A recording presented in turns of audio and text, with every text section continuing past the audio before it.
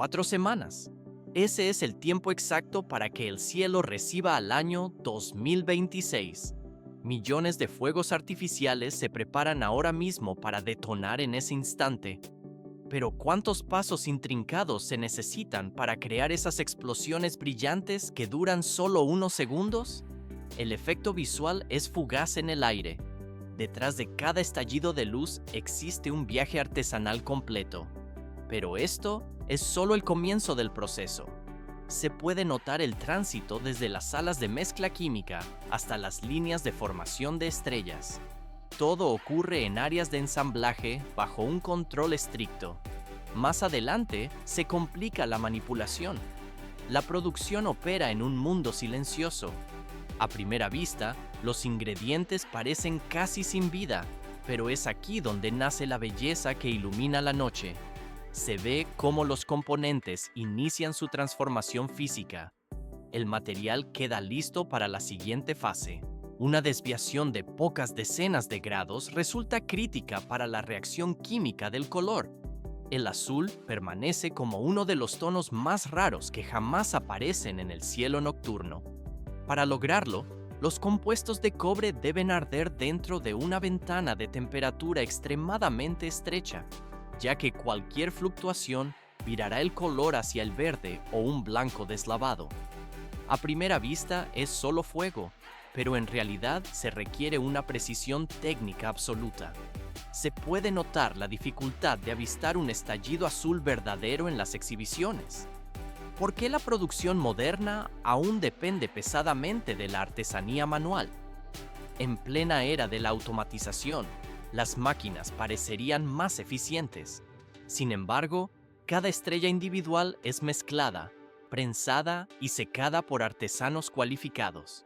Pero esto es solo el comienzo. Detrás de esa belleza yace una capa silenciosa de riesgo operativo.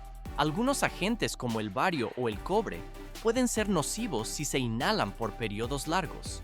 Por ello, los operarios cumplen turnos cortos y usan protección completa. Se ve cómo los sistemas de filtración de aire industrial funcionan continuamente en las salas. El ambiente se mantiene seguro para la siguiente fase del proceso. Miles de fórmulas de color probadas miles de veces determinan el peso exacto de cada polvo dentro de las salas de mezcla aisladas. Detrás de cada estallido brillante en el cielo yace una mezcla química preparada con precisión casi perfecta para mantener el aire seguro. ¿Por qué se añade nitrato de cobre en una etapa tan temprana junto con las sales metálicas purificadas? A simple vista, parece un ingrediente más entre el estroncio para el rojo, el bario para el verde y el sodio para el amarillo. Sin embargo, su inclusión es indispensable para lograr ese tono azul raro e intenso que define la calidad de la pirotecnia de alto nivel. El polvo de carbón ultrafino establece la velocidad de quemado, mientras que el azufre mantiene la reacción estable y el nitrato de potasio actúa como el oxidante que permite la ignición en el momento exacto. Pero esto es solo el comienzo. Se puede notar cómo el polvo suave cae a través de las mallas de acero extremadamente finas, como una corriente continua de arena negra. Los grumos o partículas de gran tamaño quedan atrapados en la parte superior, eliminando cualquier impureza física antes de continuar el proceso. Este paso lleva cada grano a un tamaño consistente, un requisito crucial para evitar puntos calientes que podrían distorsionar el color o desestabilizar la combustión futura. A primera vista, la mezcla en los grandes tambores de acero parece una operación mecánica sencilla, pero en realidad requiere horas de rotación lenta para un resultado seguro. Esto permite que cada partícula se recubra y se una uniformemente con las demás en el interior del cilindro giratorio. El resultado es un polvo totalmente uniforme y refinado, lo suficientemente puro para convertirse en el corazón de las estrellas pirotécnicas que iluminarán la noche. El proceso solo está cobrando fuerza. Una vez alcanzada la finura adecuada, la mezcla se transfiere al área de prensado donde máquinas hidráulicas especializadas comprimen el material en bruto. Los técnicos cargan el polvo en moldes metálicos de múltiples cavidades, formando pellets, cilíndricos crudos significativamente más grandes que el grano final de combustión usado en el fuego artificial. La prensa desciende lentamente y mantiene la presión durante 3 a 5 segundos exactos, ni más ni menos. Esto asegura que cada unidad alcance una densidad estable, evitando que sea demasiado porosa y se desmorone, o demasiado dura, lo que dificultaría las etapas posteriores de recubrimiento y formación. Se ve cómo el molde se abre para revelar filas de pellets oscuros y mate, empaquetados firmemente en su superficie metálica. Más adelante se complica. Los trabajadores inclinan suavemente el molde pesado, permitiendo que las piezas se deslicen hacia bandejas de madera forradas con papel antiestático para reducir el riesgo de chispas durante el transporte. Estas bandejas se colocan en estantes de varios niveles dentro de una sala con temperatura y humedad controladas, esperando la fase de redondeo. Los pellets crudos se transfieren a un tambor giratorio de acero inoxidable, posicionado típicamente en un ángulo de 30 a 45 grados. Las aspas giran incesantemente mientras los técnicos rocían una solución aglutinante, fina o espolvorean polvo seco adicional según los requisitos técnicos de la fórmula. El aglutinante fortalece la capa exterior, impidiendo que cada pieza se astille durante el manejo posterior y el ensamblaje final. Si se requiere un tamaño de grano mayor, se alternan ciclos de rociado y adición de polvo, aumentando el diámetro en cantidades minúsculas con cada vuelta del equipo. La velocidad de rotación se mantiene intencionalmente baja para evitar la fricción excesiva, permitiendo que el recubrimiento se extienda suavemente a través de cada superficie. Un redondeo básico puede requerir solo de 20 a 40 minutos dependiendo de la especificación. Y esto no es el límite. Para el crecimiento en capas usado en las carcasas de exhibición aérea, el proceso se extiende de 2 a 3 horas hasta lograr una uniformidad perfecta en cada esfera. Las estrellas redondeadas pasan inmediatamente a la etapa de secado para estabilizar su estructura y reducir la humedad a un nivel seguro para la combustión. Los técnicos extienden el material en una capa fina y uniforme a través de bandejas anchas, asegurando espacio suficiente para que las piezas no se peguen entre sí. En las fábricas modernas, el secado ocurre en interiores a temperaturas controladas entre 77 y 86 grados Fahrenheit, manteniendo la humedad estable para evitar grietas. Por el contrario, en operaciones a gran escala en partes de Asia, las estrellas se secan bajo luz solar directa, pero siempre bajo un dosel abierto que protege de la lluvia y del sol excesivo que podría evaporar la humedad demasiado rápido. Durante todo el periodo, que puede oscilar desde varias horas hasta más de un día completo, los trabajadores rotan las bandejas para garantizar un flujo de aire parejo. Transición al siguiente nivel. La línea de producción se divide aquí en dos caminos separados, correspondientes a los dos tipos de fuegos artificiales más utilizados en espectáculos profesionales: el ensamblaje de los dispositivos de estilo tubo y las carcasas aéreas comienza su propia ruta específica desde este punto de la cadena de fabricación.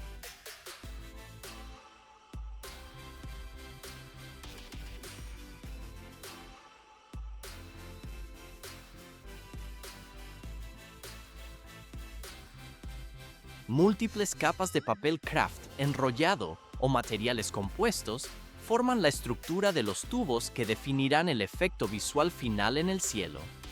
Estos cilindros robustos están diseñados específicamente para soportar la alta presión generada en el momento exacto en que se enciende la carga de elevación. ¿Por qué los técnicos guían las estrellas hacia el interior utilizando embudos o cucharas de madera con tanta delicadeza? La lógica industrial sugeriría verterlas rápidamente para ganar tiempo en la línea.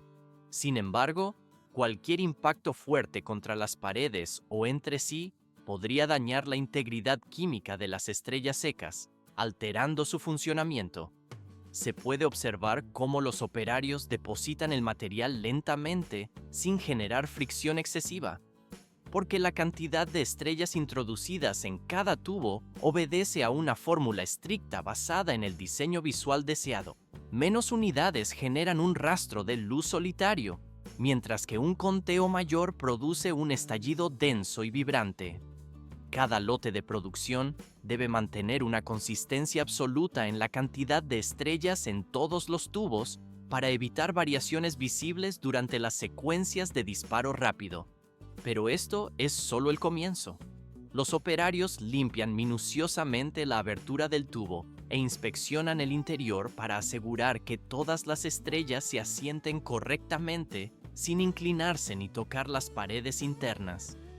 Una vez que los componentes luminosos están posicionados, el proceso avanza hacia la adición de la carga de elevación que impulsará todo el conjunto. El propulsor más comúnmente utilizado es la pólvora negra en forma de grano grueso, físicamente más grande que el polvo fino usado previamente en la mezcla. Se ve cómo los gránulos oscuros se vierten a través de un embudo, cubriendo el fondo del recipiente.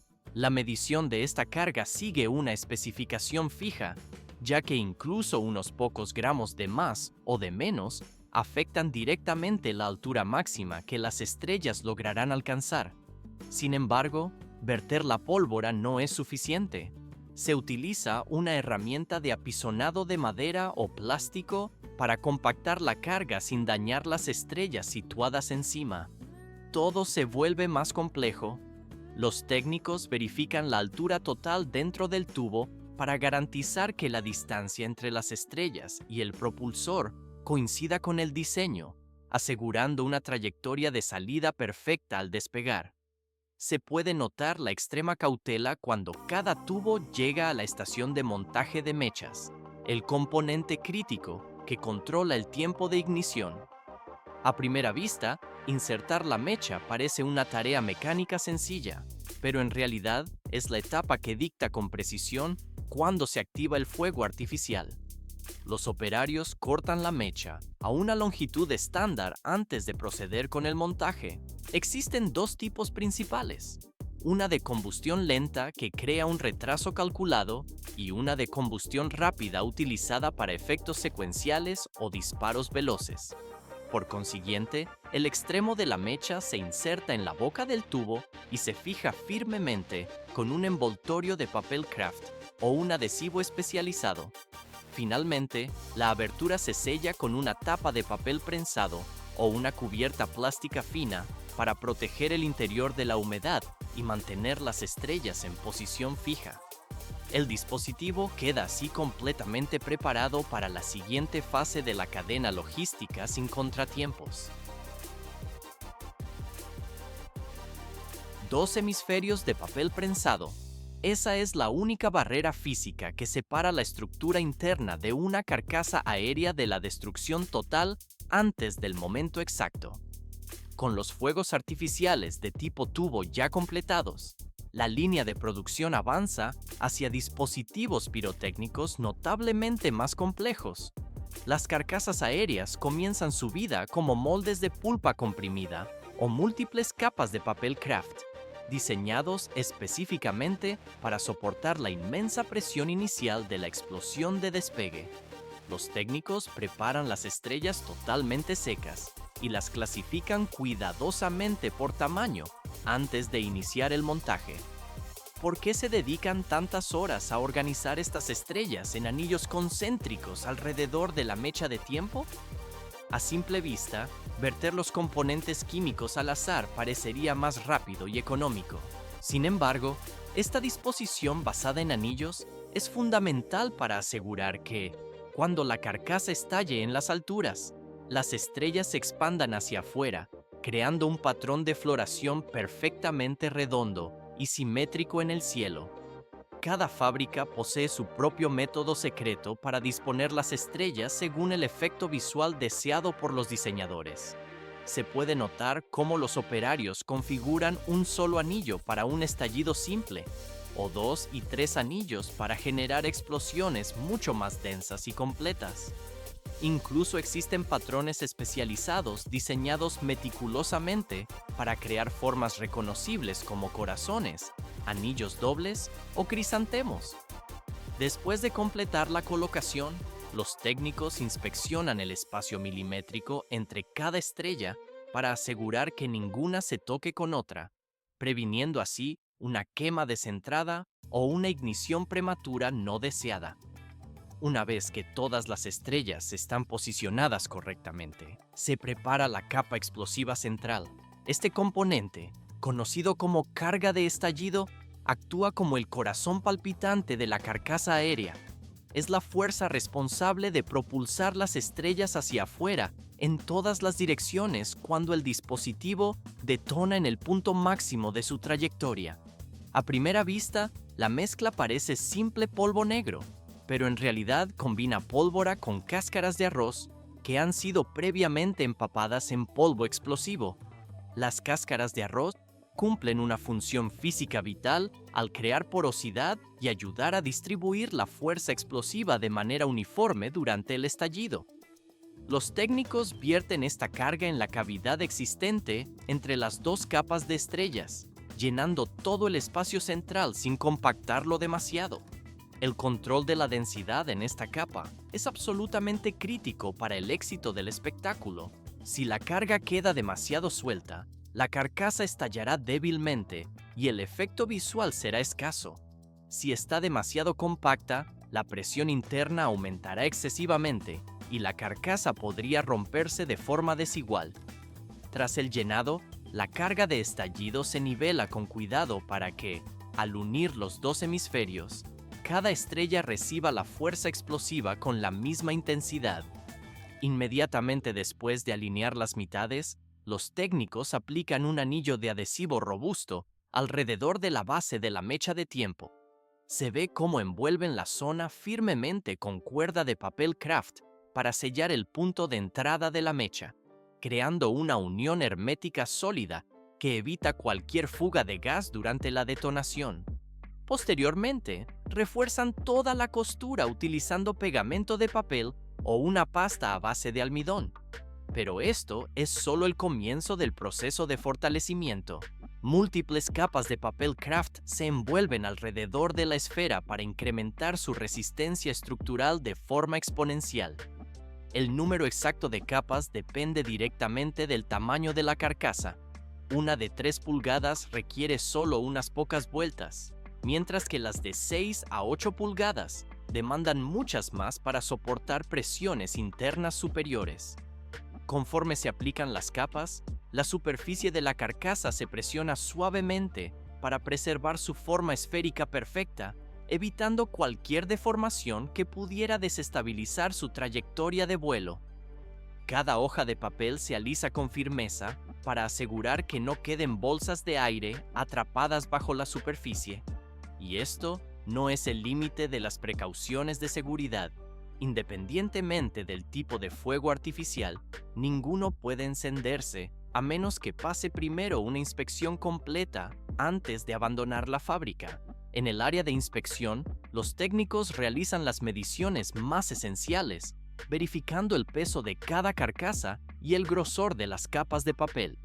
También comprueban la estanqueidad de la carcasa, la condición de la mecha y la colocación exacta de la carga de elevación. Tras confirmar la integridad de la estructura externa, la fábrica selecciona aleatoriamente varias carcasas de cada lote de producción para realizar pruebas en vivo. Estas muestras viajan a un campo de pruebas dedicado, donde se colocan dentro de un mortero de acero equipado con dispositivos de medición avanzados. Cámaras de alta velocidad, sensores de presión y medidores de altitud registran cada milisegundo de la detonación. El objetivo es verificar 3 parámetros clave: el tiempo exacto de la mecha, la altitud que alcanza la carcasa y el patrón de dispersión de la carga de estallido. Una vez que todas las pruebas de inspección cumplen con los estándares requeridos, el lote de fuegos artificiales se traslada al área de empaquetado para su preparación final. Aquí, cada dispositivo se clasifica nuevamente según su diámetro, tipo de efecto y número de lote. Cuando el empaquetado está completo, cada cartón se sella y transfiere a una zona de almacenamiento separada, donde la temperatura y la humedad se controlan continuamente para evitar la absorción de humedad o la degradación de los compuestos pirotécnicos. Desde este punto, los fuegos artificiales empaquetados se cargan en contenedores de envío especializados o camiones con licencia para materiales inflamables, listos para ser entregados a los operadores profesionales.